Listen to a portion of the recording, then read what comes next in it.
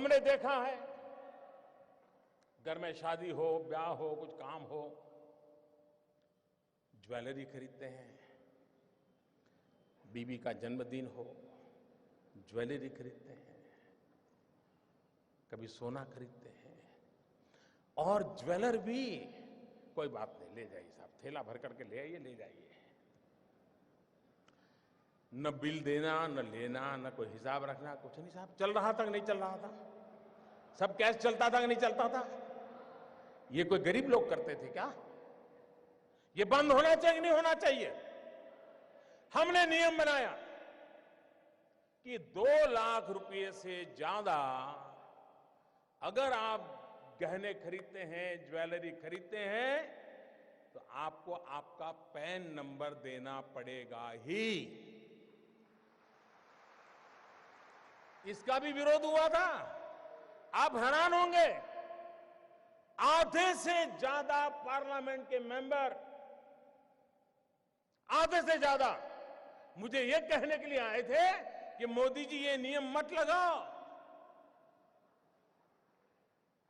और कुछ लोगों ने तो लिखित में मुझे चिट्ठी लिखने की हिम्मत की है। जिस दिन मैं उसको पब्लिक में करूंगा, शायद पता नहीं वो अपने इलाके में जा पाएंगे कि नहीं जा पाएंगे।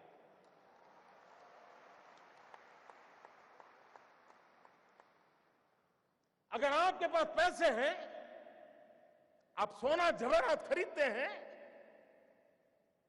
हम इतना ही कहते हैं कि भाई आपका जो इनकम टैक्स का पैन नंबर है वो लिखवा दीजिए, पता तो चले कौन लेता है, पैसा कहां से आता है, कहां जाता है।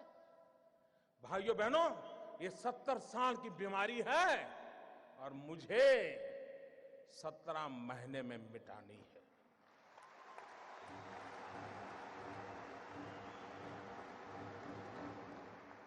भाइयों बहनों,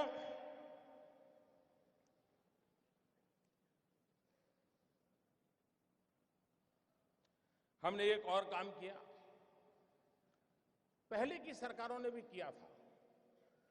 ये जो ज्वेलर्स है, क्योंकि ज्यादातर हमारे यहां सोना वगैरह की बात कर रहा, उन पर कोई एक्साइज ड्यूटी नहीं लगती थी। पहले सरकार ने लगाने की कोशिश की, बहुत कम लगाई थी, लेकिन सारे ज्वेलरों की संख्या बहुत कम है। एक गांव में 1-2 ही होते हैं, बड़े शहर में 50-100 होते हैं, लेकिन उनकी ताकत बड़ी गजब है साहब। अच्छे अच्छे एमपी उनके जेब में होते हैं।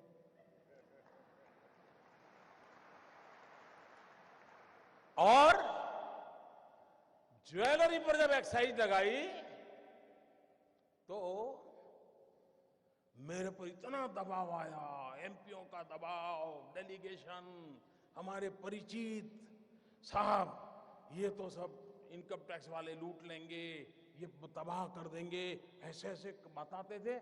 मैं भी डर गया कि यार मैं ये करूंगा, पता नहीं क्या हो जाएगा। मैंने कहा ऐसा करो भाई, 2 कमेटी बनाते हैं, वार्ता करेंगे, चर्चा करेंगे। सरकार की तरफ से उनको भरोसा था, ऐसे एक्सपर्ट कमेटी बनाई। पहले वाली सरकारों को ये प्रयास वापस लेना पड़ा था। साहब मैं ईमानदारी से देश चलाना चाहता हूं, मैंने वापस नहीं लिया। मैंने ज्वेलरों को विश्वास दिलाया, कोई आपसे ज्यादती नहीं करेगा। और अगर कोई इनकम टैक्स वाला ज्यादती करता है, आपने मोबाइल फोन से उसका रिकॉर्डिंग कर लीजिए, मैं उसके खिलाफ काम करूंगा। ये कदम हमने उठाया था। जिनको पता हो, ये सारा देख करके समझ नहीं आता था क्या मोदी क्या करेगा आगे। लेकिन अगर आप अपनी दुनिया में इतने मस्त थे कि और पॉलिटिकल पार्टी की तरह ये भी आकर के चला जाएगा, मैं भाइयों बहनों कुर्सी के लिए पैदा नहीं हुआ।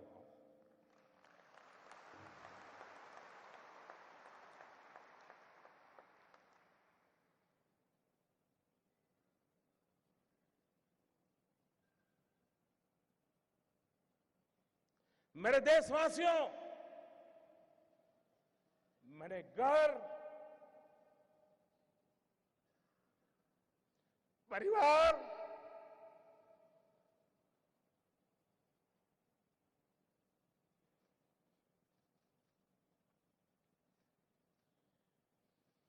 सब कुछ